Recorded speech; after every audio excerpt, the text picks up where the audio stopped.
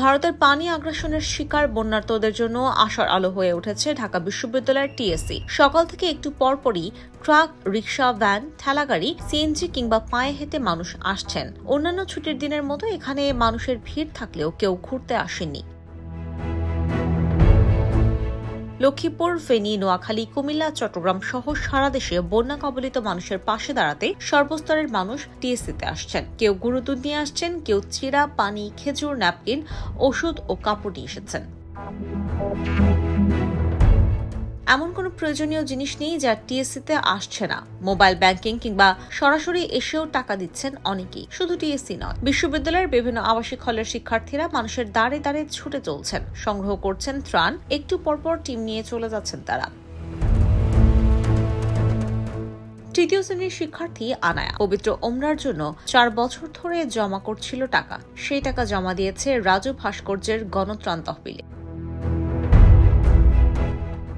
মানুষ মানুষের জন্য মন্ত্রে শিক্ষা দিতে 2 মাসের শিশু মুগ্ধকে কোলে নিয়ে তার হাত দিয়ে ত্রাণ তহবিলে টাকা জমা দেন মা। 10 বছর বয়সী ইহানও ছোট ব্যাংক নিয়ে বাবা মায়ের সঙ্গে এসেছিল টাকা জমা দিতে। বন্যার্তদের জন্য ত্রাণ সহায়তা নিয়ে এসেছিলেন দিনমজুর রিকশা চালকও। আর বিভিন্ন সংস্থা, প্রতিষ্ঠান, নানা বয়সী কর্মজীবী শিক্ষার্থীরা তো আছেনই। তারা সবাই শুধু টাকা নয়, বস্তায় বস্তায় জমা দেন শুকনো খাবার, ওষুধ, saline, tissue, sanitary napkin, diaper, মোমবাতি, দেশলাই, পানিসহ প্রয়োজনীয় সামগ্রী। সব মিলিয়ে দুর্যোগ ঘিরে একতাবদ্ধ যেন বাংলাদেশ। ফেনী, কুমিল্লা, নোয়াখালী, চট্টগ্রাম, খাগড়াছড়ি, মৌলভীবাজার, হবিগঞ্জ, ব্রাহ্মণবাড়িয়া, সিলেট, লক্ষ্মীপুর সহ দেশের বিভিন্ন জেলায় পানি থই থই। পানির তোড়ে ভেসে গেছে বাড়িঘর।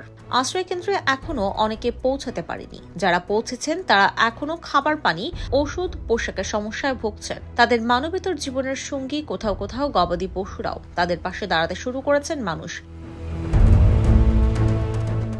রাজু ভাস্কর্যের পাদদেশে শিল্পীদের পরিবেশনায় শুরু হয় জরুরি সংযোগ কনসার্ট। বন্যার্তদের সাহায্যের জন্য বিনা পারিশ্রমিকে গান করেন তারা। তারই পাশে মানুষের ঢল নামে ত্রাণ জমা দিতে। দেশের বিভিন্ন অঞ্চলে বন্যা পরিস্থিতিতে গণত্রাণ কর্মসূচি ঘোষণা করে বৈষম্য বিরোধী ছাত্র আন্দোলন। তাদের এই কর্মসূচিতে ব্যাপক সাড়া পড়েছে। একদিনের বেতনের টাকা এরই মধ্যে প্রধান উপদেষ্টা মোহাম্মদ ইউনূসের ত্রাণ তহবিলে জমা দিয়েছেন সেনাবাহিনী, নৌবাহিনী, বিজিবির সদস্যরা। অনেক প্রতিষ্ঠান এরই মধ্যে নিয়েছে নানা প্রস্তুতি। আনায়া, মুগ্ধ, ইহানের অভিভাবকদের মতো আরও অনেকের মন্তব্যে একই কথা বারবার উচ্চারিত হচ্ছে। বহু বছর পর একটি দুর্যোগকে কেন্দ্র করে বাংলাদেশের মানুষের আত্মার টান বিনে সুতোয় কাঁথা, তা আবারও প্রমাণিত। ঢাকা বিশ্ববিদ্যালয়ে এমন দৃশ্য বহুকাল দেখেননি তারা। IBTV USA News Desk।